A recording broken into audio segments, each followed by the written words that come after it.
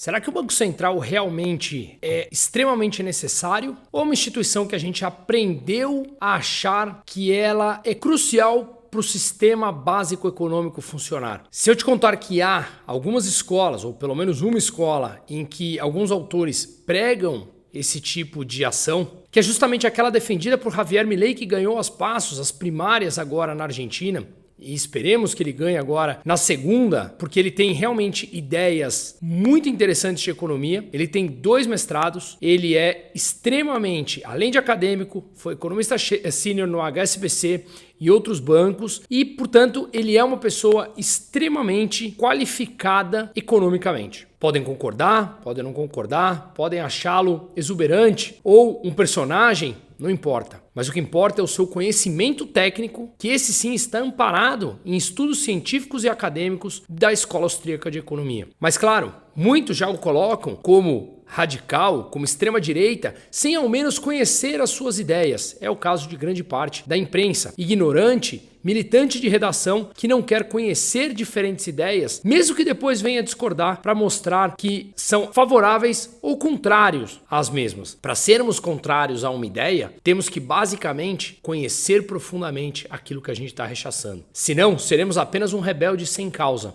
que é grande parte da imprensa, que fica de joelhos para o status quo e para o establishment, como se não houvesse qualquer outro meio possível para determinar uma economia, ou principalmente para buscar o aumento da produtividade e o melhor ou maior bem-estar da população, principalmente daqueles mais pobres que perdem poder de compra com essas decisões populistas econômicas que a esquerda faz por todo o mundo. Então aqui nesse vídeo eu quero trazer um pouco dessas ideias do Javier Milei, de como ele pretende dolarizar e dar fim à existência do Banco Central da República Argentina e se isso poderia ficar de pé ou se é uma ideia descabida. Já veremos que não. Mas antes, entenda um pouco mais dessa ideia. Nós crescemos numa geração em que o Banco Central sempre existiu. O Banco Central brasileiro nasceu em 1964, se não me engano, no mês de dezembro de 1964. O Banco Central Americano, Federal Reserve, nasceu em 1913. Então sim, na história contemporânea, na história recente, eles estavam lá. Mas acontece em que a história é muito maior do que isso. E desde que o Banco Central nasceu, sempre existiu, sendo o Banco Central, um prestamista de última instância para fazer sobreviver a um sistema ineficiente e ele injeta dinheiro na economia, fazendo com que muitas vezes muitos desses países tenham vivido hiperinflação como aqui no Brasil. E é disso que eu quero mostrar aqui nesse vídeo e não quero que as pessoas concordem ou discordem dele, mas que conheçam uma nova tese. E antes de apontar o dedo, que passemos pelo lado do estudo, para que aí sim a gente possa ter uma opinião mais completa sobre aquela ideia determinada. Pois bem, o dinheiro, ele nada mais é do que aquilo que serve como meio de troca, unidade de conta e reserva de valor. E aquilo que é o meio mais líquido passa a ser aceito como dinheiro. Por que não podemos negociar em, por exemplo, uma caixinha de fone de ouvido? Se eu quero entregar uma caixa de fone de ouvido e você aceita como pagamento, por que não? Por que temos que aceitar uma autoridade governamental lá de cima dizendo qual é a moeda que a gente tem que negociar? Pode parecer estranho, mas lembre-se, o Banco Central do Brasil nasceu em 1967. Antes disso, não havia Banco Central brasileiro. Então vamos lá, esse meio de troca, unidade de conta e reserva de valor, hoje é algo que é pré-estabelecido pelo Estado, mas muitas vezes não é respeitado. A moeda na Argentina hoje é o peso, a moeda mais guardada em forma de investimentos e poupanças dos argentinos hoje em dia é o dólar. O Brasil nos anos 80 e até a estabilização da moeda em 1994, também o brasileiro poupava e muitas vezes negociava em dólar muitos dos ativos. Uma linha telefônica que antes era colocada no IR dos brasileiros, dado o seu preço, que era um ativo, era negociado em dólar. Por quê? Porque as suas moedas, as moedas desses países perdem tamanho valor que as pessoas não têm mais confiança em mantê-las no seu bolso ou nos seus investimentos. Afinal de contas, o que ela vale amanhã é uma fração do que vale hoje. Então, como eu vou poupar em uma moeda que perde valor a cada dia? Então, mesmo o Banco Central argentino imprimindo peso, mesmo o governo central obrigando os argentinos a usarem o peso nas transações correntes, eles poupam em dólar. Outros países, como o Equador no começo dos anos 2000, ou El Salvador, que eu acabei de voltar de lá semana passada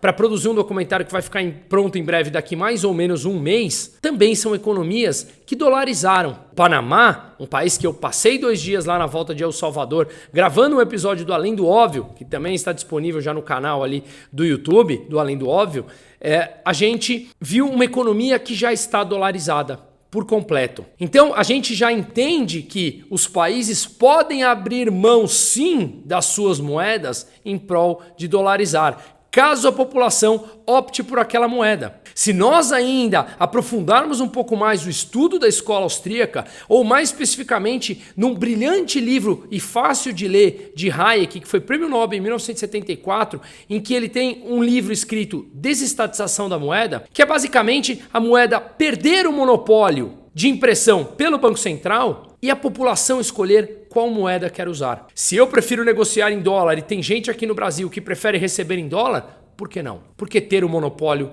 da emissão da moeda, o governo? E a resposta é clara e óbvia. Quanto mais eles têm o monopólio de emissão de moeda, mais eles controlam a política monetária e controlam a taxa de juros e, portanto, controlam a inflação. Vamos lembrar que uma inflação um pouco mais acentuada favorece ao governo, que arrecada nominalmente mais os seus impostos. Então é um jogo de interesses em que, em muitos dos casos, a gente viu que o grande culpado da hiperinflação é o governo através de seus gastos públicos. Mas eles sempre colocam a culpa no empresário, sempre colocam a culpa em terceiros, responsabilizando aos outros e nunca a si mesmo. Vamos entender um pouco e fácil como esse processo funciona. O governo gasta mais do que arrecada, para isso ele precisa fechar a sua conta, então ele arrecada impostos e emite dívida. Capta dinheiro para fechar as suas contas. Antes disso, nos anos 80 ou nos anos 90 aqui no Brasil, ou como é a Argentina hoje, ou tantos outros países que passaram por problemas hiperinflacionários,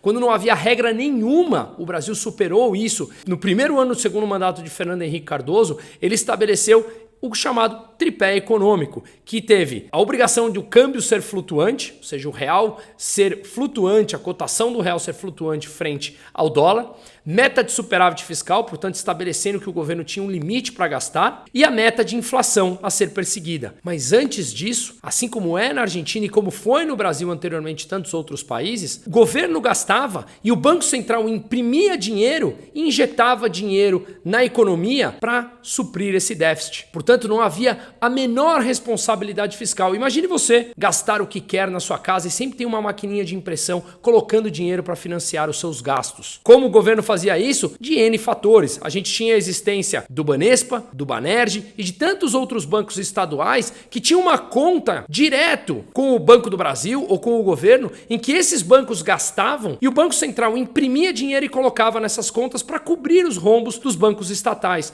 O Banco do Brasil tinha uma conta investimento junto com o governo central, em que essa conta poderia ficar deficitária, que o Banco Central imprimia dinheiro e cobria também essa conta. Então a gente tinha várias torneiras abertas no país, jorrando dinheiro nas economias através dos bancos. O Banco Central imprime, jogava dinheiro nas contas dos bancos, os bancos emprestavam esse dinheiro na economia, eram várias torneiras injetando dinheiro na economia. E o que significa mais dinheiro em circulação? Como qualquer ativo, o dinheiro também em abundância, ele perde o seu valor. Então uma impressão massiva de dinheiro, o dinheiro em circulação em abundância leva a sua desvalorização e uma moeda desvalorizada leva a um processo inflacionário. Ninguém mais quer manter aquela moeda em circulação. Os ativos, que muitas vezes são dolarizados, numa economia integrada, numa economia globalizada, a sua moeda é desvalorizada e os ativos que são dolarizados, o preço sobe. Um exemplo básico, o trigo, com uma commodity cotada em dólar, se a moeda desvaloriza, o preço do pão na padaria sobe, acabando com o poder de compra da população mais pobre. Então, essa máquina de jorrar dinheiro nas economias levou a um processo hiperinflacionário no Brasil, com mais de 1000% de inflação no começo dos anos 90 ao ano, com remarcação de preços muitas vezes mais de um dia. E um governo colocando o que ficou chamado de fiscais do Sarney, que iam nos supermercados fiscalizar se os donos dos supermercados aumentavam os preços dos produtos, colocando a culpa nos empresários malvadões. Quando ninguém entende que a culpa, ou ninguém entendia e ninguém olha mais a fundo, que a culpa é do próprio governo, que gasta mais do que arrecada, e tinha o Banco Central financiando esse déficit através de impressão de moeda. Portanto, em última instância, nós temos o governo e o Banco Central, que era uma instituição não independente, trabalhando para o governo para imprimir dinheiro e financiar todos esses gastos exorbitantes. Até que isso acabou, como eu falei, no tripé econômico brasileiro. A gente passou a ter regras mais claras e objetivas de controle fiscal. Tanto é que o Brasil nunca mais passou a ter uma hiperinflação. Sobrevivemos, inclusive, a 2 anos de Dilma com o PIB caindo 7%. Sobrevivemos a bilhões desviados de empresas públicas que foram à bancarrota e não chegamos na hiperinflação e nem perto disso. A Argentina continua hoje, em 2023, com inflação de mais de 115%, uma taxa de juros de mais de 100% e uma moeda que simplesmente não vale nada. Há um mês e meio atrás eu estava lá, um peso na rua valiam $480. Hoje, 23 de agosto, um peso vale mais de $600. Portanto, mais desvalorização da moeda e dá uma inflação de praticamente 10% ao mês por lá na Argentina. E aí, o povo não quer mais manter o peso no bolso. E as ideias de Milei vão justamente nessa linha. O governo precisa, sim, impor algum tipo de escassez na moeda. Caso contrário, é o Banco Central injetando dinheiro, uma abundância, o preço da moeda cai e você chega num processo hiperinflacionário. Só que se você tem um Banco Central que não é independente nem autônomo do governo, ele vai ser praticamente um funcionário do governo, um braço do governo trabalhando para financiar os déficits, principalmente quando vocês têm esses governos populistas hoje na América Latina, que gasta sem preocupação, com políticas que não param em pé e tem um Banco Central sempre imprimindo e financiando esses gastos extremamente irresponsáveis. Então, o que Javier Milei quer é justamente atacar a causa e não a consequência. A gente costuma atacar a consequência porque temos medo, muitas vezes parecemos imaturos o suficiente de encararmos uma realidade, e encarar que o verdadeiro culpado está lá entre o governo e o Banco Central atuando de forma junta, imprimindo dinheiro. E não terceiros como eles responsabilizam. Quando você ataca a causa, você ataca quem imprime dinheiro, você acaba por mudar a dinâmica da economia. E por que não dolarizar se outros países já fizeram e funcionou? Eu no Brasil hoje preferiria uma economia mais dolarizada, eu prefiro dólar do que ter real na mão. De 1º de julho de 1994 até hoje, o real já perdeu 87% do seu valor. O dólar perdeu na casa dos 40%, 45% frente a ele mesmo.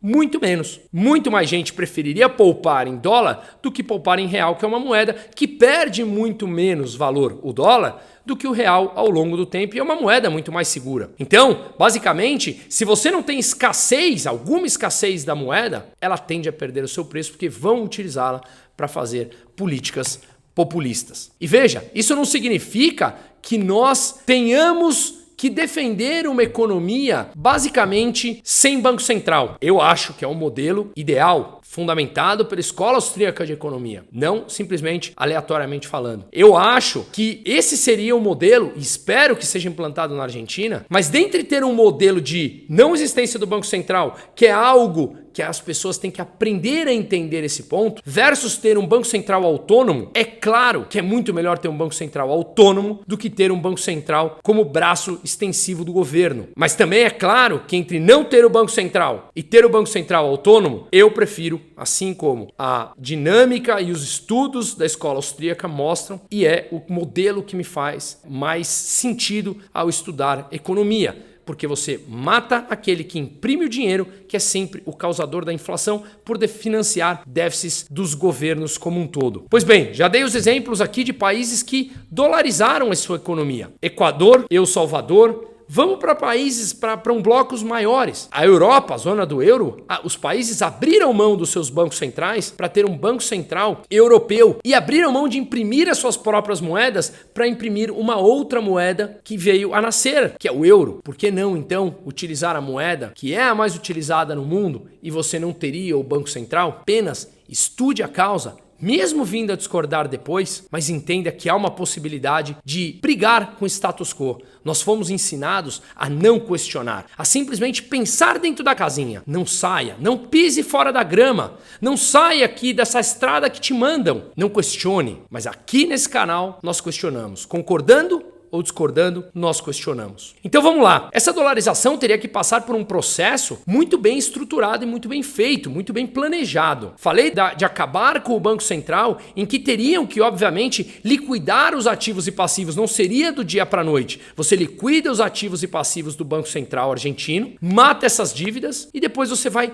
transformá-las em dólar. Basicamente, essa dolarização ela passa por dolarizar a economia como um todo. Dolarizar os salários, dolarizar as dívidas das pessoas, das empresas, as dívidas governamentais. Os depósitos à vista e depósito a prazo nos bancos argentinos passariam a ser dolarizados. O povo passaria a negociar, pactuar contratos entre as partes em dólar. Por que o dólar? Porque é a moeda que o povo argentino já escolheu. O que defende Javier Milei, através do livro Desestatização da Moeda, como eu falei de Hayek, é que o povo possa ter a liberdade de escolher moedas para pactuar entre si. Ou seja, as moedas são privadas e você poderia muito bem estabelecer a moeda que você quiser com a contraparte para negociar. Claro que o dólar não é uma moeda privada, porque ela é emitida pelo Banco Central americano, mas dar a liberdade monetária de escolha do argentino de usar aquela moeda que mais lhe satisfaz. Que mal teria isso? Que medo tanto a gente tem da liberdade? Nesse caso, quando a gente fala de acabar com o Banco Central, em que não haveria mais esse prestamista de última instância para imprimir dinheiro e para salvar os bancos insolventes quando eles quebram, e uma economia extremamente, totalmente, melhor dizendo, dolarizada, essa economia